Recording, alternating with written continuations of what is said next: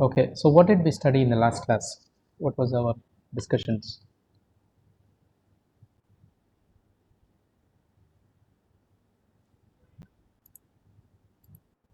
Can someone help us recall what did we study?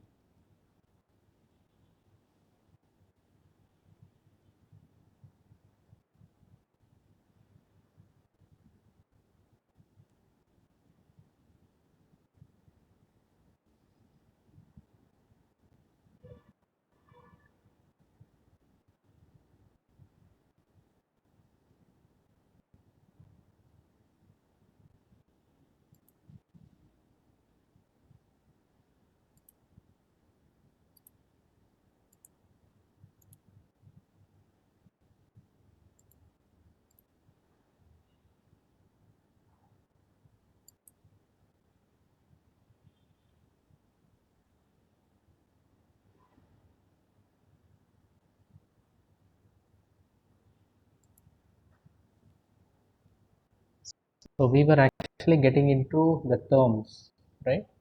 We studied what terms are involved in the Kepler's laws of motions and how satellites are actually treated,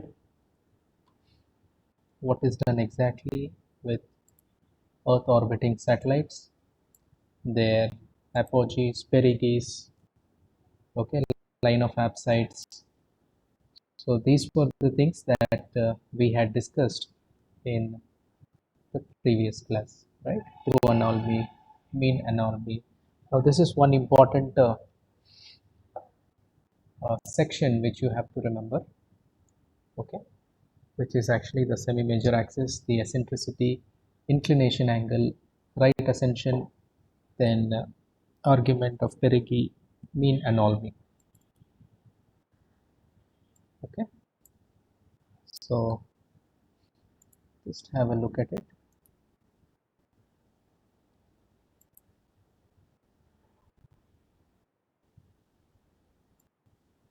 And just give me a moment, please.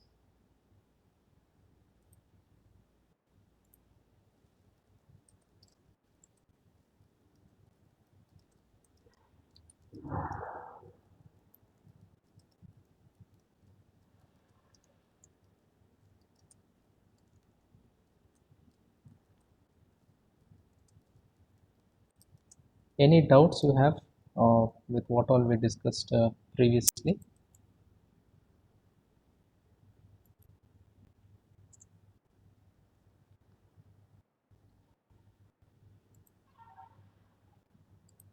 You can actually ask if you have any questions pertaining to the orbital elements, because this is important, right? We will be having a few questions based on these concepts. Any doubts? Can I proceed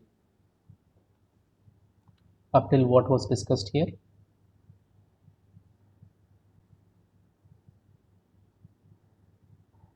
Yes, can I have a response?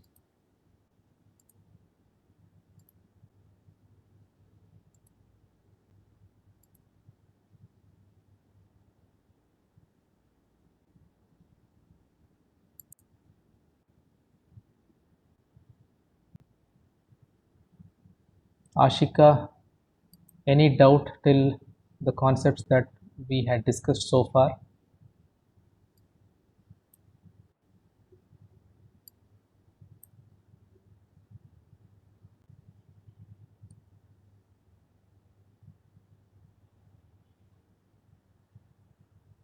Thank you, Ashika, for that confirmation. So, which means we can proceed, and we will try and understand as to how to solve the problem. I think we had left it here, right? So the questions will be like this: calculate the apogee and perigee heights for the orbital element, where E is your eccentricity is given as 0.001150 and A is equal to so much. Assume the mean Earth radius as 6371 kilometers. Sometimes this will be given, sometimes it will not be given. So in those cases you'll have to remember, okay, as to what is the radius of the earth. Of course it is a constant and you will have to remember these parameters, right? So we have the formula Ra is equal to A into 1 plus E. Okay, so we just try and substitute these values here. Okay, Ra, okay, it's given as 7192, okay, uh, is equal to A. Okay, we have the value of A, so A value is here, so that we are just substituting 1 plus E. Okay, so this is what we actually get, Ra, which is the radius of the apogee. Next we try and calculate the radius of perigee. Okay, so we have the formula Rp is equal to A into 1 minus E. So we have the value of A and then we have the value of E. So using these values, it's very easy for us to find out the value of Rp. Similarly, we can find out the height, okay, HA and HP. Okay, so you will have to go back to the diagram and try and understand as to what is HA, HP, right? So this is my RA, okay, this is my RA, which is nothing but the length of radius of vector at apogee. Then this is my perigee, the shortest path, okay. Apogee is the most distant point from the center of the earth. Remember, from the center of the earth is taken as the point of reference, and from the center of the earth we are calculating to the point which is the most distant one. Okay, similarly with the perigee and the heights associated. The heights now we shouldn't take from the center, but we should take from the surface of the earth. Okay, keep in mind, from the surface of the earth is your heights, and from the center of the earth is going to be your radius. Always radius is from the center. Okay, so in that way you can remember things. So this is your Rp, Ra, Ha and Hp. Fine. So let's get back to the problem now. Okay, so in this fashion you are going to find out the values of Ra and Rp, and Ha we have the formula Ra minus R. So to find out what is Ra, you should know what is A and you should know what is your E. Okay, so these values will be given here. Okay, the orbital parameters. Now what is A here? A is nothing but what? Semi-major axis. Okay, semi-major axis. Now what is a semi-major axis? Okay, we had seen in the previous classes, isn't it? Semi-major axis, then semi-minor axis, right?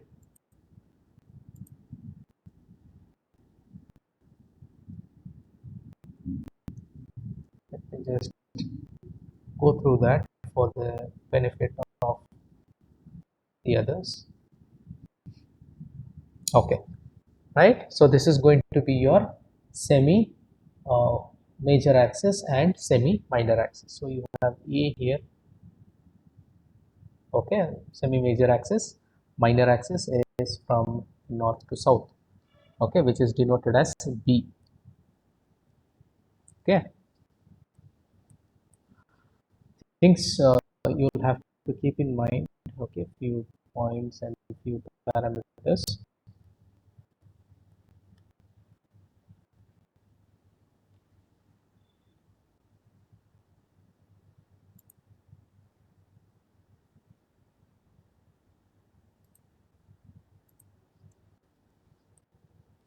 Most important thing is you know these values here, A, E, I, you know, M naught and omega and all this stuff.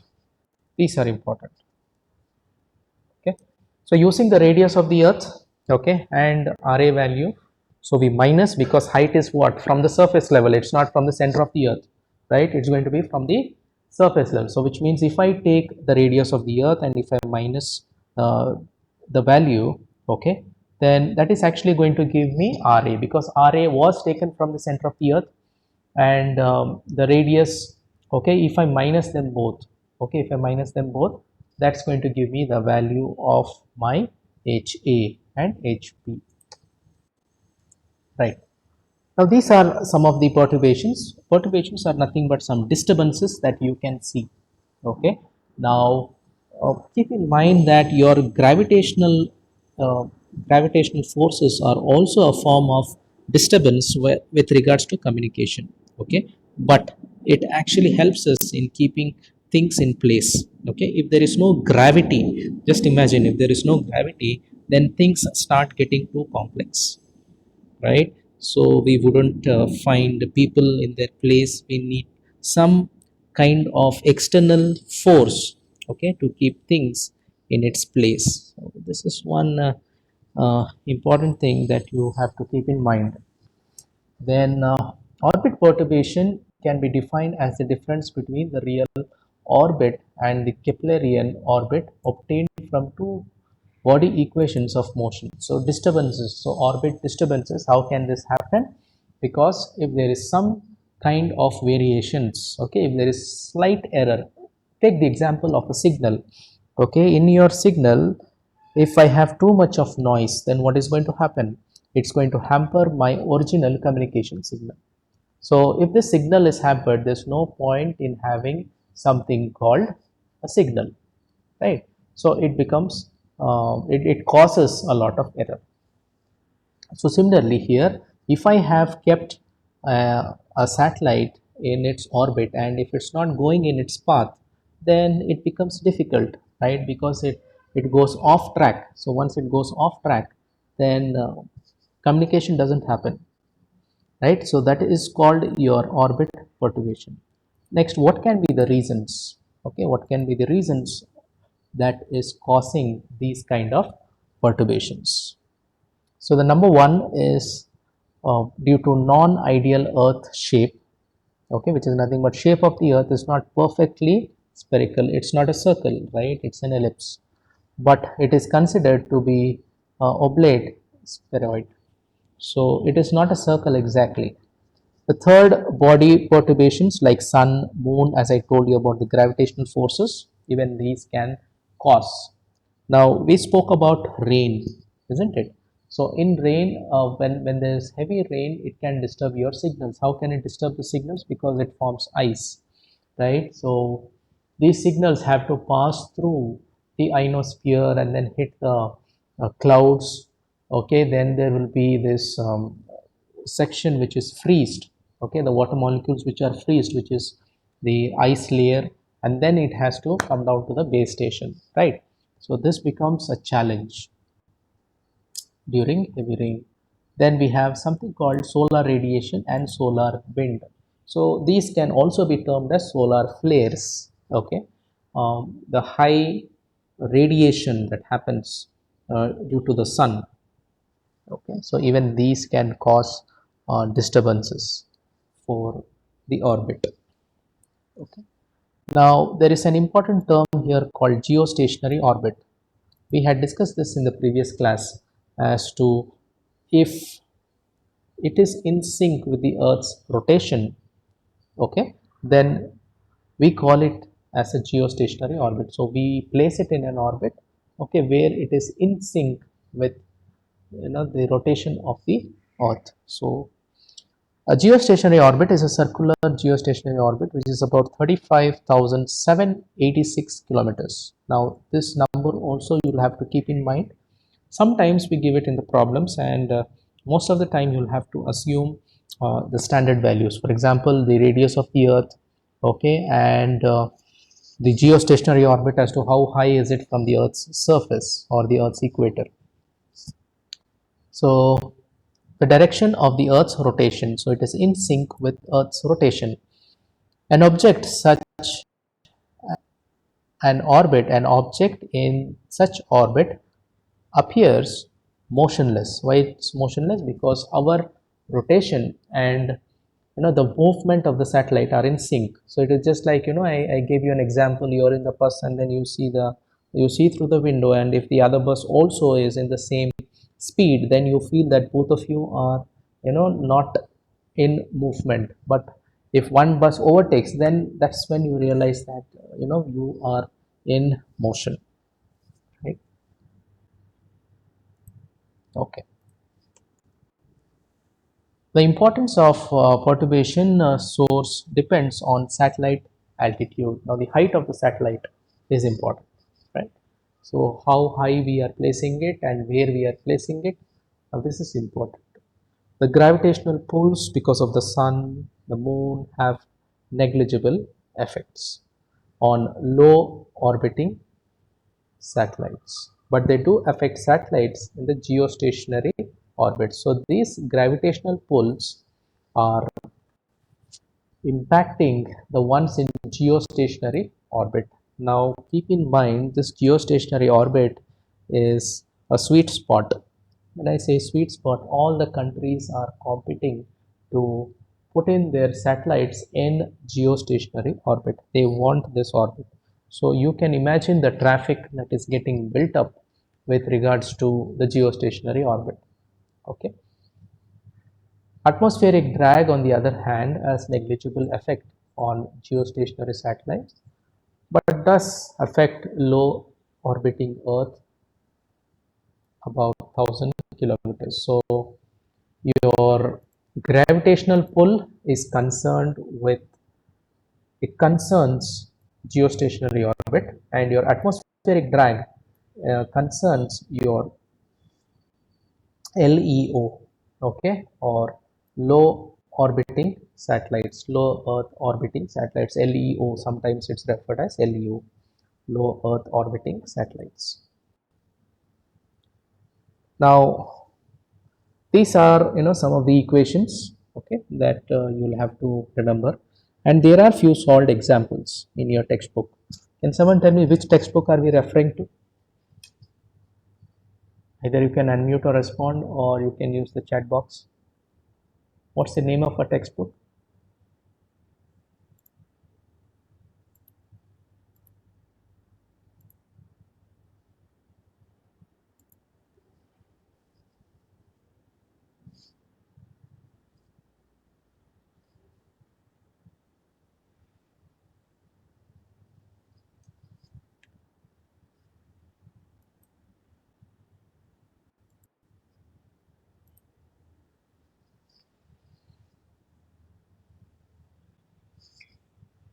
Name of our textbook?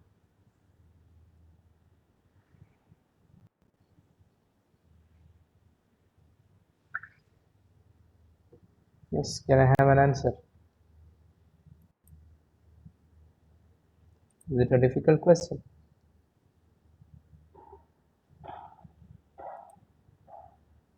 Okay.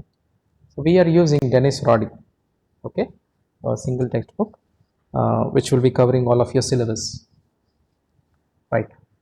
For a spherical, for a non-spherical Earth of uniform mass, Kepler's third law gives us this equation, okay. So where you have mu divided by AQ, the zero subscript is added as a reminder that this is a result which applies for a perfectly spherical Earth of uniform mass. Okay, now let's get back to Kepler's third law. Can someone tell me what is Kepler's third law?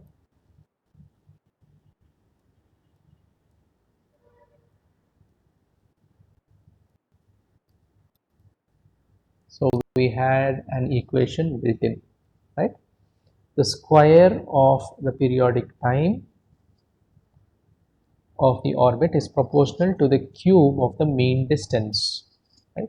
So cube of the mean distance, A is nothing but your semi-major axis, just like how we saw recently, right? A is your semi-major axis, T is the time taken, the period, okay, for an orbit. So that is equal to a constant. So that's the third law, Kepler's third law. Okay. It applies for a perfectly spherical Earth of uniform mass. But Earth shape is not a spherical, right? It's not a sphere. When Earth's oblateness is taken into account, the mean motion denoted in this case by symbol n is modified to. Now you don't have to know the derivation of the formula, you'll have to just remember the formula, okay, and know that n is equal to n naught 1 plus k, where k is a constant, which is actually about 66,063, 66,000, approximately about 66,000 kilometers, and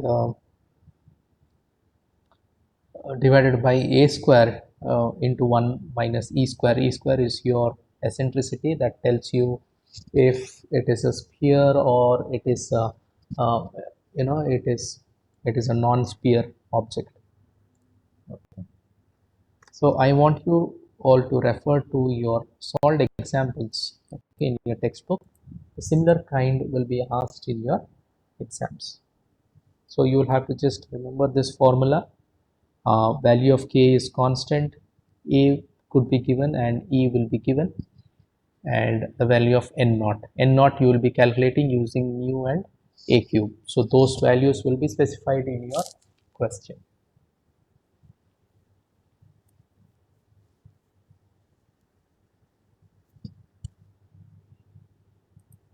Okay, fine. So moving on to the next one, the continuing orbit perturbations. The orbital period taking into account the Earth's oblateness is termed as anomalistic period, which is from perigee to perigee.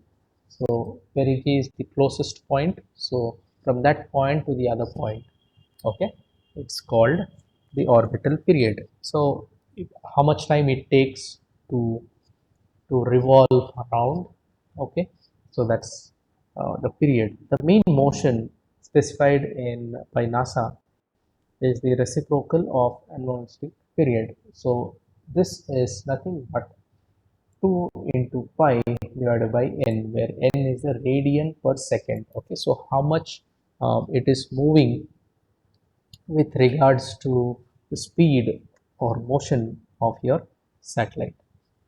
Okay, so we have a numerical here. Okay, calculate the semi-major axis of an orbit for which the period is 12 hours. Okay, so you'll have to use this formula, a cube is equal to mu divided by n square, and using that formula, it becomes easy for you to calculate. Probably you can take this as uh, your homework. Okay, calculate the semi-major axis of an orbit for which the period is 12 hours. So period, you know, t is equal to 12 hours. Okay, so accordingly you can calculate. Okay, so just give me a moment, please.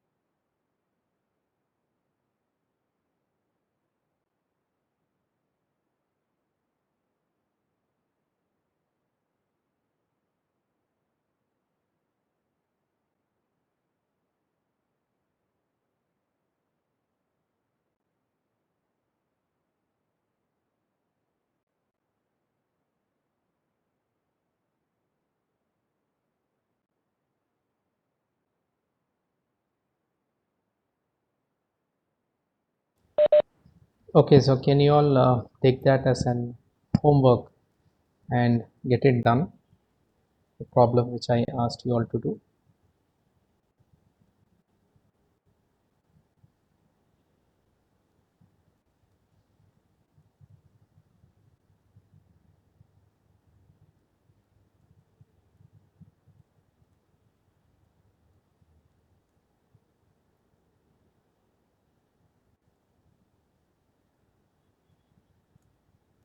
or do you want me to solve it?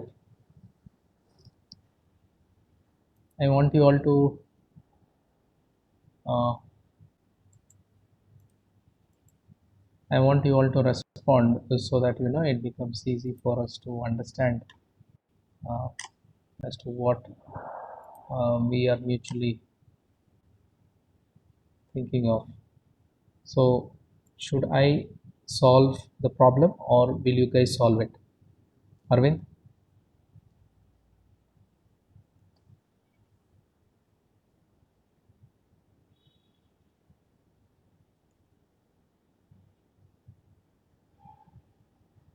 Arvind, can you hear me?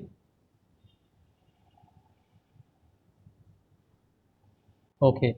So, you want me to solve it or you guys will solve it?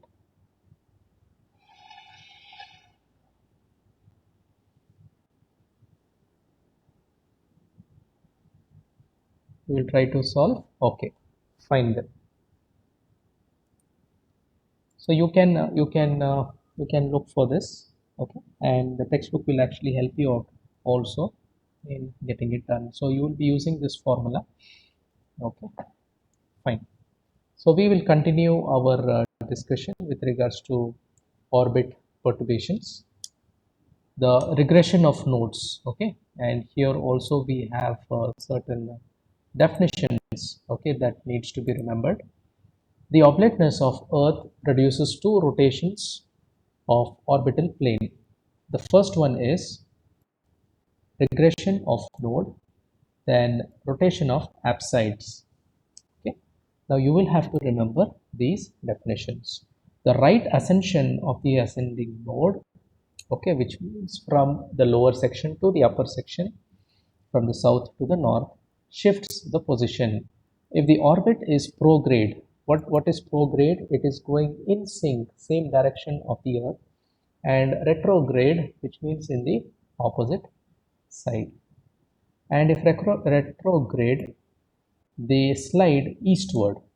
Okay, so if it is prograde, then it slides westward, and if it is retrograde, then it slides eastward. What is this sliding? It means there is a slight shift in the orbit. Okay, there is a slight shift. So if prograde, it is a shift towards west. If it is retrograde, it is a shift towards the opposite, which is east.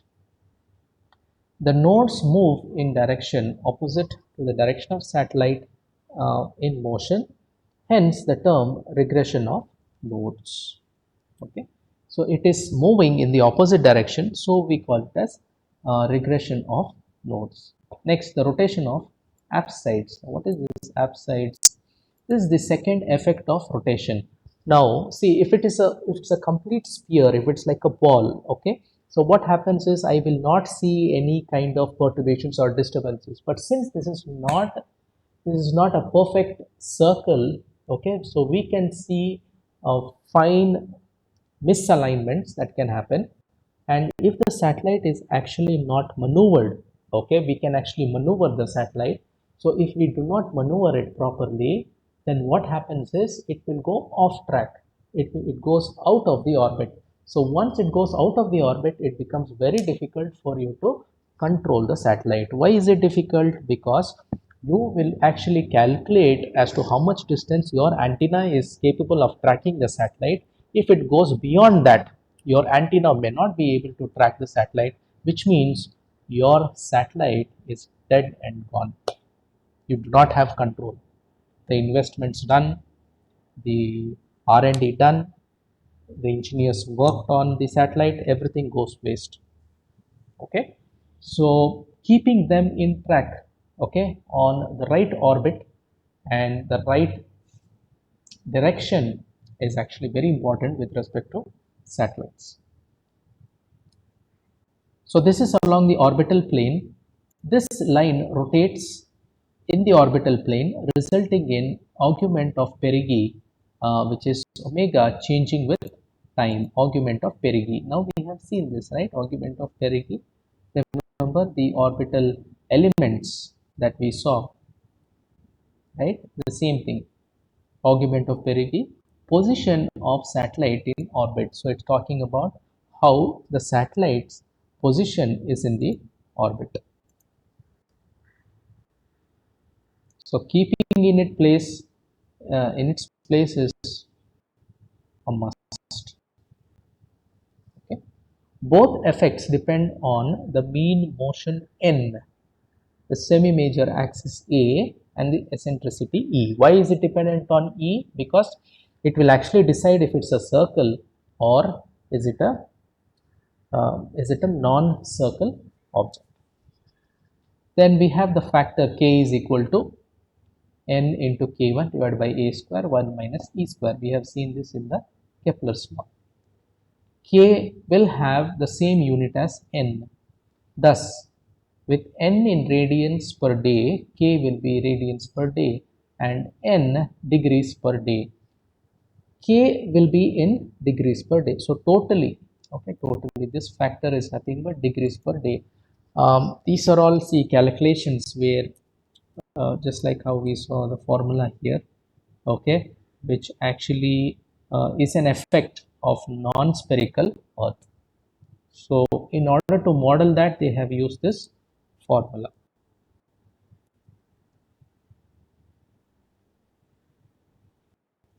Okay. So similarly, you can see the orbit perturbations and approximate expression, okay, for change of omega with respect to time is t omega divided by dt, which is minus k cos I. You will be using this a lot of times, okay, where I is nothing but the angle of inclination. What is this angle of inclination? You should remember your rain attenuation, okay, rain attenuation where you had angle of elevation, right? So it is relating to this factor. The other major effect produced by equatorial bulge is a rotation of line of apsides. This line rotates in the orbital plane, resulting in the argument of Perigee changing with time. The rate of change is given by, so how is it changing? It is changing with respect to time, right? So how much change is it happening? So I will have to use d omega by dt because it is with respect to time, okay, and here omega is with respect to change of the satellite's position in the orbit. So that's the reason I'm using an omega here, and the reason I'm using a t here is the change of position of satellite in an orbit with respect to time. Okay, so if my angle of inclination is about 63.5 degrees, okay, then the term within the parenthesis, so if you actually equate, okay, it almost comes to 0, and hence there is no rotation which is taking place. Okay, so angle of inclination should be about 63. If it's 63.43, then we will observe zero rate of change. Okay. Now some important formulas that you'll have to remember. The epoch time, okay, denoting the epoch time by t naught. Then right ascension of ascending node by omega naught, and the argument of Perigee by omega naught, and epoch gives the new values. Okay, now these are the formulas, okay, that you will have to remember. Now what is an epoch? Epoch applies to a period begun or set off by some significant change, so that is called your epoch time. So if there is a drastic change in your orbital perturbations or in your disturbances, okay, then I can term that as an epoch time. So epoch time is actually some significant change happening, okay, to a process. So we'll see a problem now, okay, and we will actually conclude with this problem. Okay, it's a simple problem where they are asking you to determine the rate of regression of the nodes and the rate of rotation of line of apsides for satellite parameters. So they are giving us some values here, as I told you, K is in the form of degrees per day, and your I is nothing but your angle of inclination. So as we discussed, if it's about 63.5 degrees, there is not going to be any change. But now if you observe in this problem, we have about 98, so which means about 35, right, about 35 degrees excess. So because of this excess in inclination angle, we can observe that there is going to be perturbations, there is going to be off tracking, there is going to be satellite which is going out of track in a specified orbit. Okay, so these are my parameters given, and now I have to use my standard formula, okay, which is nothing but minus k cos I. So k is a standard value given here, which is about 6.5 degrees per day. Okay, so 6.5 minus 6.5 into cos I is your angle of inclination. So every day there is going to be about 0.981 degrees per day change. Okay, so which means about 1 degree error is going to happen for each single day. Now if we talk about the rate of rotation, okay, the rate of rotation, the changes that is going to happen with rate of rotation, okay, so you can see that it's about 2.9 degrees per day, okay, which is actually uh, phenomenal. Okay, you cannot have such high errors. So you'll have to know these two formulas. Okay, regression is using cos, and your rotation is using your sine.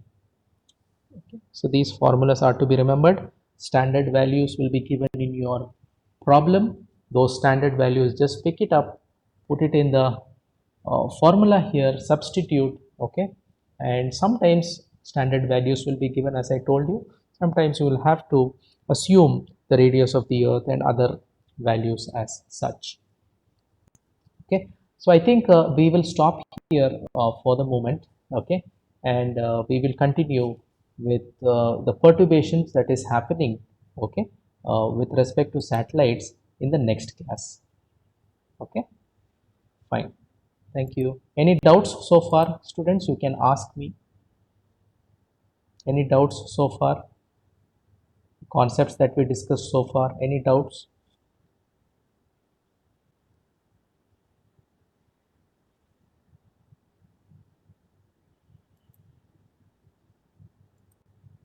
Okay, so please try out the problem, okay, that was given, and we will catch up in the next class. Okay, thank you.